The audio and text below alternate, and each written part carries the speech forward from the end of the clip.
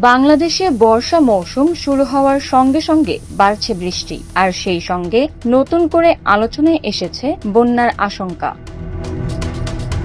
সাধারণত জুন থেকে সেপ্টেম্বর পর্যন্ত সময়ে দেশে বন্যার প্রকোপ সবচেয়ে বেশি দেখা যায়। ভৌগোলিক অবস্থান, মৌসুমী বায়ু এবং উজান থেকে নেমে আসা পানির কারণে এ সময় দেশের বিভিন্ন অঞ্চলে বন্যা পরিস্থিতির সৃষ্টি হয়।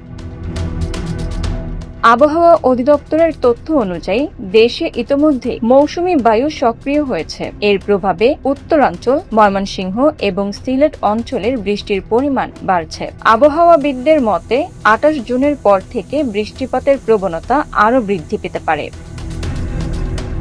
তবে শুধু দেশের অভ্যন্তরীণ বৃষ্টিপাতের কারণে দীর্ঘস্থায়ী বন্যার আশঙ্কা কম বলে মনে করছেন বিশেষজ্ঞরা। তাদের মতে বাংলাদেশের বড় বন্যাগুলোর পেছনে উজানের পানি গুরুত্বপূর্ণ ভূমিকা রাখে।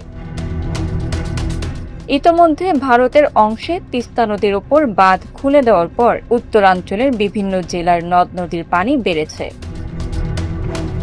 এদিকে বন্যা পূর্বাভাস ও সতর্কীকরণ কেন্দ্র বলছে, বর্তমানে দেশের অধিকাংশ নদ নদীর পানি বিপদসীমার নিচে রয়েছে। তবে তিস্তা, সুরমা, কুশিয়ারা এবং সোমেশ্বরী নদীর পানি সতর্ক সীমার কাছাকাছি অবস্থান করছে।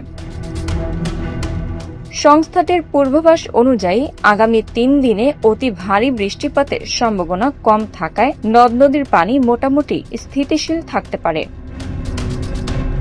তবে ৩ দিনের পর বাংলাদেশ এবং উজানের এলাকায় বৃষ্টিপাত বেড়ে গেলে নদীর পানিও বাড়তে পারে। বিশেষজ্ঞদের আশঙ্কা, আগামী ৭ থেকে ১০ দিনের মধ্যে দেশের কিছু অঞ্চলে বন্যার ঝুঁকি তৈরি হতে পারে।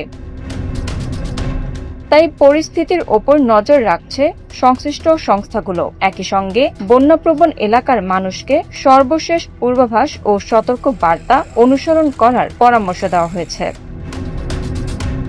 Bangla affairs news desk.